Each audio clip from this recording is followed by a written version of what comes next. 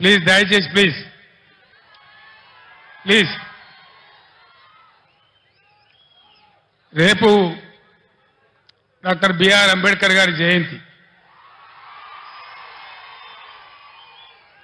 అంబేద్కర్ గారి పుణ్యమానే రాజ్యాంగంలో వారు ఆర్టికల్ 3 పొందుపరిచినారు కాబట్టి వారి స్ఫూర్తితోనే మనం తెలంగాణ రాష్ట్రాన్ని సాధించుకున్నాం. ఆ విషయం మీ అందరికీ తెలుసు. 15 సంవత్సరాల సుదీర్ఘ పోరాటం తర్వాత అనేక త్యాగాలు, లాఠీ దెబ్బలు, కేసులు, జైళ్లు వగైరా వగైరాల తర్వాత ఈ డబ్బా తీసేమా మనం తెలంగాణ సాధించుకున్నాం. అది తీసేస్తే పోతుంది.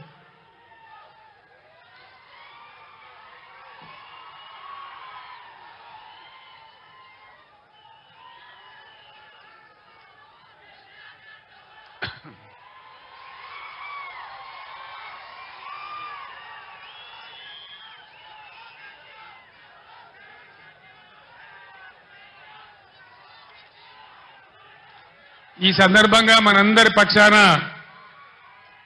యావన్ తెలంగాణ సమాజం పక్షాన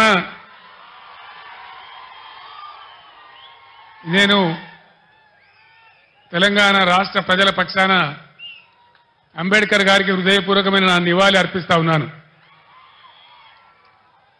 అది మామూలుగా ఉండకూడదని, ఈ భారతదేశంలోనే ఎక్కడ లేనంత సమున్నతమైన గౌరవాన్ని అంబేద్కర్ గారికి ఇవ్వాలని మనం 2 పనులు చేసినాం.